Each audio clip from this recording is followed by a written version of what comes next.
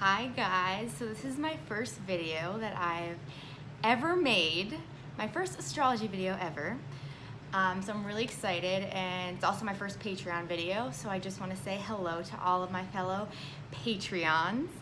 I'm so happy that you all are here, and I'm extremely grateful to have you, and I hope that the content that I put out does not disappoint.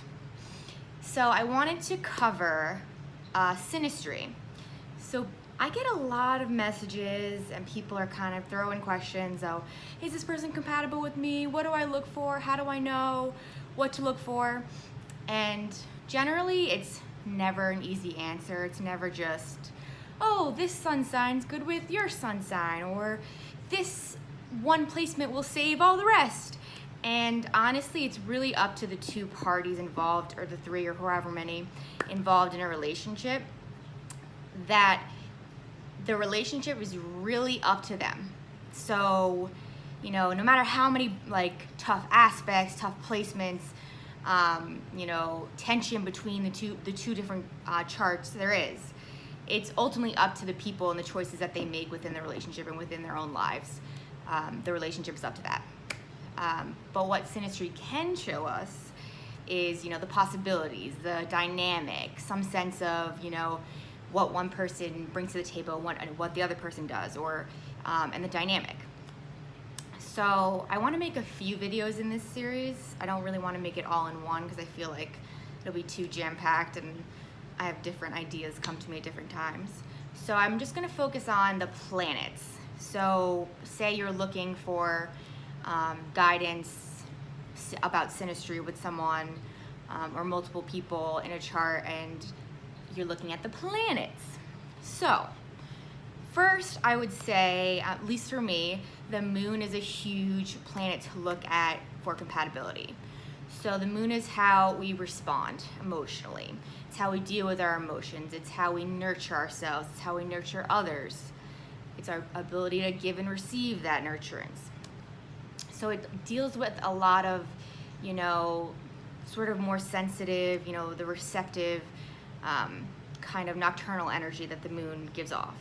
So when you're looking at that in someone's chart as to see if they're compatible with you, it's really, really important to consider, their house placement. Is it in, are their emotions, blowing up in what part of their life? And what part of your life are you more prone to emotionally reacting, and where does that manifest in your life? So when you look at the two, there's actually two ways. There's a lot of different ways to look at compatibility. There's composite charts, and then there's Sinistry, where you look at the two charts separately. I have not studied composite charts, so this is kind of just focused on if you were to look at both your charts, or however many parties are involved charts, and you're looking for compatibility.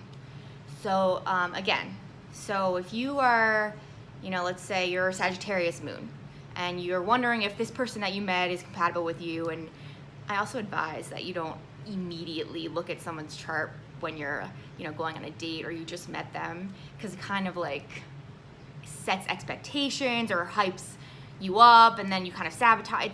I do recommend going on a date with someone a couple times, getting to know them before really, and also you have to get consent sort of from them to read their chart and sort of look at your Sinistry.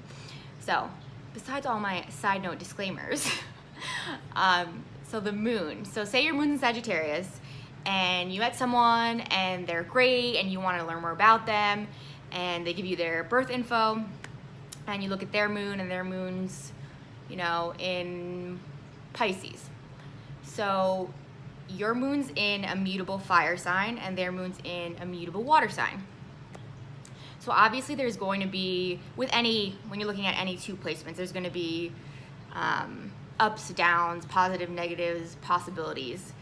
But, how you deal with emotions is, you're a Sagittarius, so you're a doer, you're action-oriented, you're enthusiastic, your emotions are big and bold, and you like to express your emotions and your opinions, and they're really important to you. So they're really important to you, but you're also lighthearted about them. So you're not, crying a river in front of people, unless you're joking or laughing hysterically. But you're not necessarily completely emotionally vulnerable with people often. It's more of like a lighthearted, at least at first, a lighthearted expression of emotions and reactions. Whereas Pisces moons are, you know, they're a little bit more reserved in the beginning when you meet them. They're a water sign, so they are very, you know, they take everything in. They're taking everything in constantly. They're doing that before they're putting out their energy. So to have that sort of dynamic with your Sagittarius moon, it's interesting, but it also can be kind of tricky because, you know, if you're a Sagittarius moon, you're curious, you want to learn about someone, and they're sort of more, you know, guarded at first, or sort of more sensitive to things that you would say or joke about, and you don't necessarily know that they're going to take it personally. So you would sort of look to their moon and say, well, you know, how do they like to be comforted? How do they express their emotions? How are these things gonna, you know, play out in a relationship? So those are obviously really important things, because it's important to know how your partner, you know, gives and receives and is comforted, and how they react emotionally and all of that. So that's definitely important. The next planet I would say, which people sleep on a lot, is Mercury. So obviously Mercury is how we communicate. It's our style of communication. It's how we learn. It's how we think. It's your concrete mind. It's your, you know, daily environment. It's your interactions with your daily environment. It's a lot. It's very important. And so when you look at the dynamic between two Mercury signs in a chart, and you're trying to look for how compatible are we, it's the same sort of situation. You look, you know, to the element. You look to the mode. And then you can sort of gauge, well, how well am I going to communicate with this person? How well are we going to fuse together and be able to read each other and communicate? For example, I was in a relationship with someone whose Mercury was square my Mercury at 0 degrees, meaning like very, very tense, tight square. Meaning they're not, squares are 90 degrees apart on the chart. So my Mercury's in Cancer, his Mercury's in Aries. And when I say tension, I mean, you know, it's like both of us talking to a white wall. You can't, at times it's just very, very challenging to break through. It requires cooperation on both sides, both parties. Again, anything is possible. Like I'm a true believer that you can overcome any tough placements. But, you know, it's this reading of the charts that allows you to see, okay, well, this might be a challenging area for us. How can, you know, I approach this, or how can I, you know, make an extra effort to consciously communicate or adapt or read how they're going to communicate with me, and sort of grow from there. So Mercury is really important. I mean, it can be tough. I mean, a whole relationship can just because, you know, you can't break through and understand what each other is saying, what one person's saying and what the other person's saying, and it's just like right over. Another planet, I mean, obviously all the planets are important, but specifically for Sinistry, these are the ones that I look at. Venus, lovely Venus, oh Venus.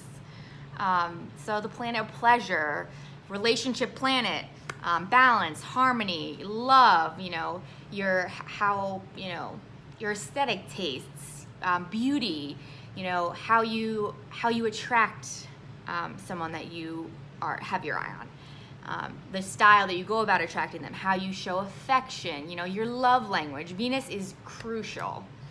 So if you're looking at Venus also really is funny because you know, you could have a Pisces sun and, you know, an Aries Venus, and it's like you get the Pisces person who's like super empathetic and like, oh, like let's like, you know, go stargazing and like have a romantic dinner, and then the Aries Venus like sometimes takes over, and it's like, well, let's go dancing, like let's go strut, let's go, you know, like hold hands and, you know, PDA everywhere and tease each other in public, and people would think you were fighting, but we're just, you know, foreplay and all that.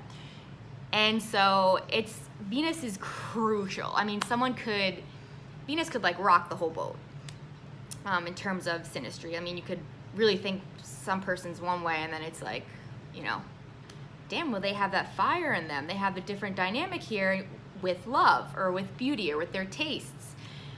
So it's definitely really important to check out how, you know, your love languages differ. And I'm a firm believer in learning your partner's love language the best that you can and sort of approaching that with an open mind. So it's definitely also important to check out that planet. And then Mars, good old Mars. Mars. So Mars is the planet of aggression, the planet of conquering, the planet of fighting, the planet of going after what you want, how you act, like what you do, how you go after what you want. It's also the planet of like anger, frustration, you know, tripping, falling, accidents. And sex. I forgot that was an important one.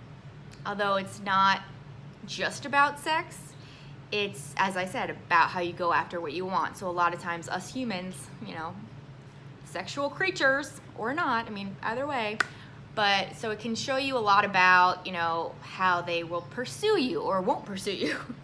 How, you know, it really can show you signs on, you know, how do I know if someone likes me? Well, you know, if you have like in Aries Mars, you know, this guy you like or a person you like is in Aries Mars, and you want to know if they like you, like, you'll know, ma'am. You'll know, because that person will be up in your business. You know, what are you doing? Let's hang out. Like, what's going on? You know, let's go here. Let's do this. You know, let's make plans here. Now. I want to see you. Let's hang out. You know, very active approach if they're pursuing someone sexually, romantically, well, mostly sexually because it's Mars. But you'll know. So Mars is also important. It's probably like, for me, the least important out of the, you know, Moon, Mercury, Venus. So those are really the top planets, I would say, unless we want to get more like specific and picky for the, you know, Jupiter and Saturn and all of that.